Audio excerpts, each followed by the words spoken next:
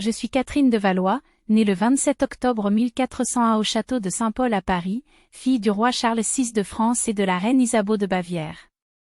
Dès ma naissance, ma vie fut marquée par les tumultes politiques et les guerres incessantes entre la France et l'Angleterre.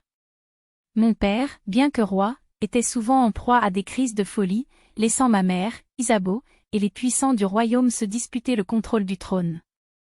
À l'âge de 18 ans, en 1419, je fus promise en mariage à Henri V d'Angleterre, un puissant monarque qui cherchait à consolider son pouvoir en France après sa victoire à Azincourt en 1415. Notre union fut scellée par le traité de Troyes en 1420, qui stipulait que la couronne de France reviendrait à Henri et à ses descendants après la mort de mon père. Ce traité était un coup dur pour les Français, car il signifiait la fin de l'indépendance de notre royaume.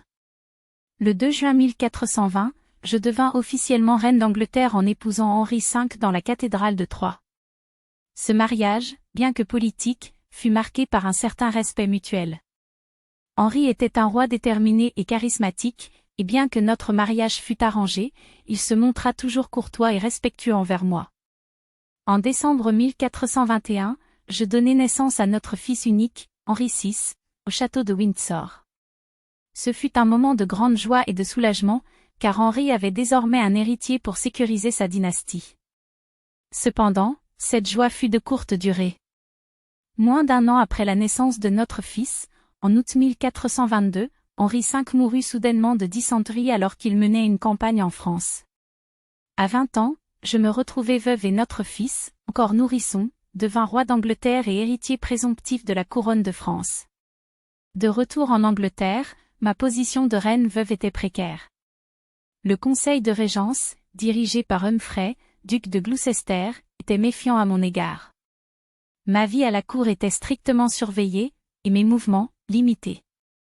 Cependant, dans l'ombre, je trouvai du réconfort et de l'amour auprès d'Owain Tudor, un noble gallois de ma maison. En secret, Owain et moi nous mariâmes vers 1428, défiant ainsi le conseil de régence. Nous eûmes plusieurs enfants ensemble, parmi lesquels Edmund Tudor, qui deviendra le père du futur roi Henri VII, marquant ainsi le début de la dynastie des Tudors. Notre amour était sincère et profond, et malgré les risques, nous vécûmes heureux ensemble loin des intrigues de la cour. Malheureusement, ma santé se détériora au fil des années, et je passai mes derniers jours retiré à l'abbaye de Bermondsey, où je mourus le 3 janvier 1437 à l'âge de 35 ans. Ma vie fut courte mais intense, marquée par les conflits politiques, les alliances stratégiques et un amour secret qui allait bouleverser l'histoire de l'Angleterre. Aujourd'hui, en regardant en arrière, je vois une vie remplie de défis et de sacrifices. Mon mariage avec Henri V, bien que politique, contribua à façonner l'Europe médiévale.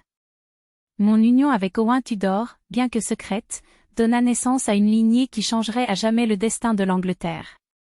Mon histoire, c'est celle d'une reine française devenue une figure clé dans l'histoire anglaise, une femme qui, malgré les contraintes de son époque, trouva l'amour et la force de se battre pour ses enfants.